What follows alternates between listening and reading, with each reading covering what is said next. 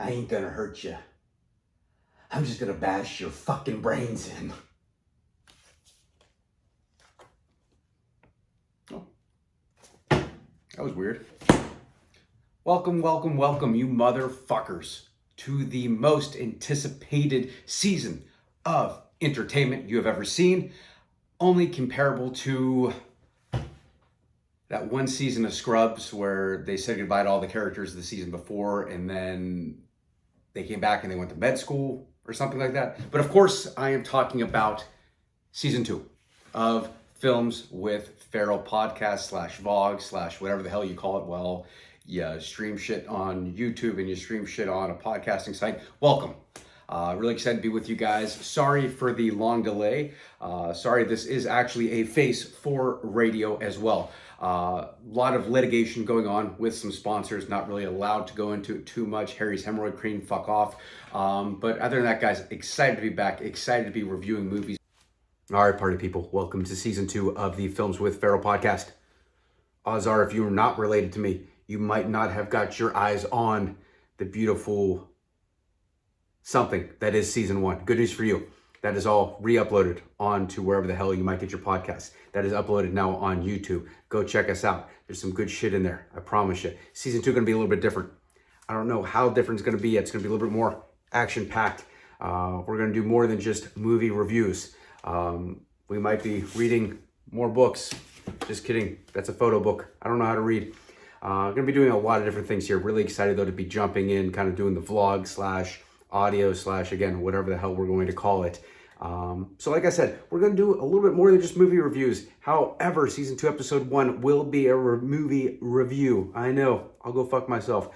Went to the movie theater, had been kind of out of the podcast game for a little bit. Went to go see the third installment, the third leg of the tripod, if you will, whatever we might call the third, movie or something. Ghostbusters Afterlife. Absolutely great nostalgic movie.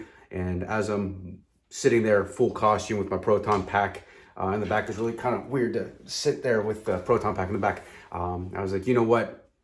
I can think of about 5 people that would like to watch a movie review on this right now. Let's get to it. Well, I like movies, oh yes I do. Do you like movies? Well, welcome to season 2. All right, people. So like I mentioned, we will be reviewing the 2021 trilogy. I guess, like I mentioned, the third installment of the Ghostbusters Afterlife. This movie picks up right after Ghostbusters 2, many years in the future, just pretending that the 2016 movie didn't exist. Now, no disrespect to the female leads, Kristen Wiig, Melissa McCarthy, Kate McKinnon, Leslie Jones. No disrespect. But when I think about my Ghostbusters, I think about Harold Ramis. I think about Bill Murray. I think about Dan Aykroyd. Those are my Ghostbusters. I think about Sigourney Weaver. I think about, are you a god? I think about that shit. So I was a little skeptical when I first heard that this was coming out. I like any other fan, I saw the trailer with Ecto-1 kind of just being revealed, and you're like, oh, like this could go really good, or Hollywood could just be a bunch of money grubbing motherfuckers and just really want to throw out a sequel and whatever the fuck you would call it, and just take my money, which they would regardless. But so I was a little skeptical about how it would actually be coming out, but very pleasantly surprised that it's more than just a story. It's more than just hunting ghosts with proton packs. It's a lot more. It's a really good story to get into it. So it's like I mentioned, directed by Jason Reitman. Jason Reitman did movies such as Thank You for Smoking, Juno. His dad, Ivan Reitman, directed the original Ghostbusters. Jason actually had a hand in writing this movie as well. But already have like the Reitman connection right there. So he's going to do it justice. I mean, that's his dad that did the first one. I don't know that if he didn't really kind of do it too good, I'm pretty sure that would be a weird Thanksgiving, a weird Christmas sitting at the dinner table. Hey, you fucked up my movie series. So it was, ball was in Jason Reitman's court, all the way. So in terms of star power, definitely something great in this movie as well. You had McKenna Grace. McKenna Grace just pretty much all over the place. She's been in Handmaid's Tale, I, Tonya, just about the younger version of every single woman in almost every single movie right now. You had Finn Wolfhard from Stranger Things, from It 1, It 2. Just really coming up as a great actor as well. Really, good comedic side. You've got Paul Rudd, who's in literally just about everything, is the sexiest man of the alive 2021. So you got him in it. You've got Dan Aykroyd, you've got Ernie Hudson, you've got Bill Murray. So you've got a strong cast, just to name a couple. Don't want to ruin it too much on terms of who's actually going to be in there. If you've been following this movie at all, though, you do know some of the heavy hitters that are in this movie already. So movie picks up, like I mentioned, right down the line after Ghostbusters 2. Now the gang's kind of broken up. There's no real need for Ghostbusters anymore. We find that out earlier-ish in the movie. Egon, Harold Ramis' character, kind of just goes schizo. He starts stealing some of the, Ecto-1. He starts stealing some of the proton packs and just runs away to bumfuck Egypt of Oklahoma. Okay, so there Egon, aka the dirt farmer, kind of lives out the rest of his life. Through CGI, it looked like Harold Ramis, who had passed away a couple years ago, was in the beginning of the movie. So he's walking around, just through CGI. I mean, we'll stop right there. I mean, there's going to be spoilers. Obviously, this is a fucking movie review, okay? If you didn't go see the movie, please go see the movie right now. But walking around, Harold Ramis gets killed by ghosts. Made it seem like to be a heart attack, but boom, he's gone. Next thing you know, his estranged daughter and her 2 kids come to Oklahoma, in the middle of fucking nowhere, to kind of pack up his shit, try to collect on a check, hopefully, and get the hell out of there. What they are able to find through Harold Ramis' ghost, through Egon's ghost to his granddaughter, just a whole new generation of Ghostbusters literally born right then and there. Egon leads his granddaughter to, basically the promised land of any big Ghostbuster fan, down into his lab where, everything's just cooking up. I mean, it's pretty cool to watch. Just, Harold Ramis is very present throughout the entire movie. Yeah, we've got this whole new generation of Ghostbuster basically just being born. Ghosts start flying out left and right. And here, if you go back to the very first Ghostbusters with Gozer the Gazarian, apparently this whole town was where some more shit was going to, take place. Now, I'm a big Ghostbusters fan, not to the extent to where I know every little nook and cranny about every little thing going on. Science kind of scares me.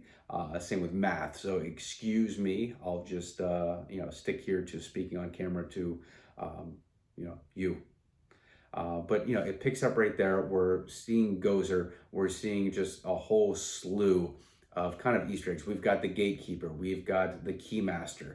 Obviously not Rick Moranis. He's retired from acting, but Paul Rudd jumps in there. You have like little mini Stay Puft Marshmallow Mans running around all over the place. But the goal is like the dirt farmer, aka Egon. When he moved out there, he had set up this mine of traps knowing that the end of days was coming and he needed to stop it. But he died before he could actually fulfill his prophecy of it. So, at one point in time, McKenna Grace's character is talking with Dan Aykroyd's character. And then, you don't really see anything more. So the kids just kind of take it upon themselves to go out there and try to save the world. Just through some good old-fashioned science and protons, neutrons, electrons. Shout out to my high school science teacher on that one. But, you get in there, you're not really sure what to expect, but, characters are there. They feel like they're going up against Gozer. They're trying to screw with her. They're trying, or what have you. They're trying to, lock him back up to prevent the whole world from kind of falling apart. So, they feel like they're getting overpowered. They're trying to draw them back to Harold Ramis' farm, to where they have the mega, ghost traps set up so they can just suck in everything. It's got enough power to, bring down someone of her caliber. The kids are fighting. These are just little kids. I mean, they're middle school at most, or maybe, going into high school, really not sure what college they're going to yet, feeling it out a little bit, getting some offer letters, who knows. But, these are just some kids. So they really don't know what the hell is going on, but they're trying their damnedest to get out there. And just when you kind of think, all is lost, boom, boom, boom. You have Dan Aykroyd, Ernie Hudson, Bill Murray just pop out, full suit, full, proton pack and all, and just start lighting it up.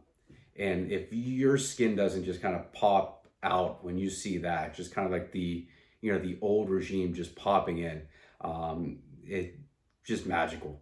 But what really does it for me is towards the end, like, hey, we've got all the Ghostbusters just coming in there, like they're back. They're just, trying to, take down Gozer. And then all of a sudden you have McKenna Grace's character who, she might be in middle school at the very most. Like, she's not equipped to hold a big proton pack, but, there she is anyway. But then through CGI again, you see, Harold Ramis, you see Egon, with his granddaughter as a ghost, just kind of like steadying her up, and just, helping her keep steady and, help the rest of the gang, defeat Gozer. And then you see a really nice shot towards the end right there to where Egon has, left his granddaughter. Now he's just over there with, the gang, with the rest of them, just taking down Gozer together. It is absolutely amazing.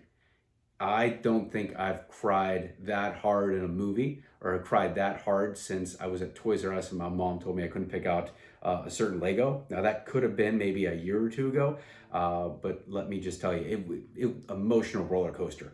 It has its ups, it has its downs, it has its sideways. I don't even know what to know, but that scene where you have those four characters, obviously those are the Ghostbusters. Those are the Ghostbusters that pretty much all of us know and love. Just right there, and through CGI, through technology, you were able to kind of frame Harold Ramis right alongside the rest of them. Just absolutely beautifully done. Jason Reitman did this movie right 1,000 times over. And just looking at what they were able to do with, Harold Ramis, just, there's been so many different actors that have died after a certain movie that really couldn't come back for a said sequel or something along those lines. And just through the magic of CGI, we're becoming more and more advanced, in the entertainment industry where you can do something like that.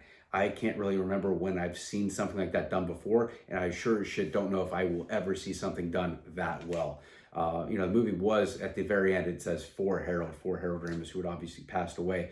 Just a genius in terms of movies in his own right.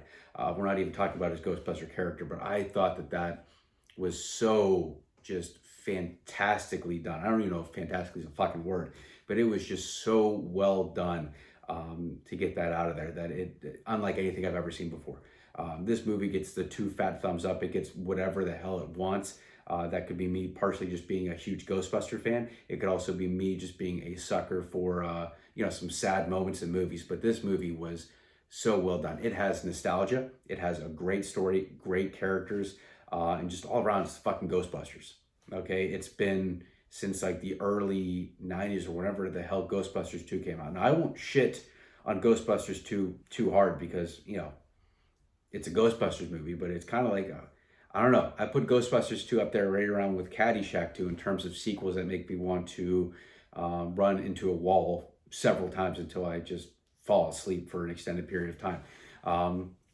Ghostbusters 2 just doesn't do it for me, but luckily the things that we bring back are very much Ghostbusters 1 related. So Jason Reitman, thank you so much for, doing this movie justice. Thank you so much for just everything that this movie has to offer. So if you haven't checked it out yet, please do. It involves going to a movie theater, which if you followed season 1 at all, I love going to the movie theater. Not only do I love paying for overpriced popcorn, I like paying for overpriced pop, soda, cola, whatever the fuck you might call it. But the best part about the movie theaters nowadays are the big ass leather seats. You just sit on there, you put your little ass warmer on, you're sitting there, you get nice and cozy. Once you get to a certain age, you get to actually pick out your seats. But when you get to a certain age, you get to, pick the seat kind of like right at the end. So when you have to take a million piss breaks because you're drinking a liter of cola, you can and not really miss anything. I held my bladder for this one. It was really hard. Really regretted it, once we left the movie theater. But hey, no harm, no foul. Next time, probably invest in adult diapers if we're going to go that far in advance. But really can't wait to, really watch this movie again. But if you haven't checked it out, please do. Please hit the like, the subscribe, the follow, the whatever the fuck it might be. And let's just get after it, guys. It's been fun. Welcome back. Welcome if you're a first-time viewer. Excited to be having you. But, follow along and let the good times roll.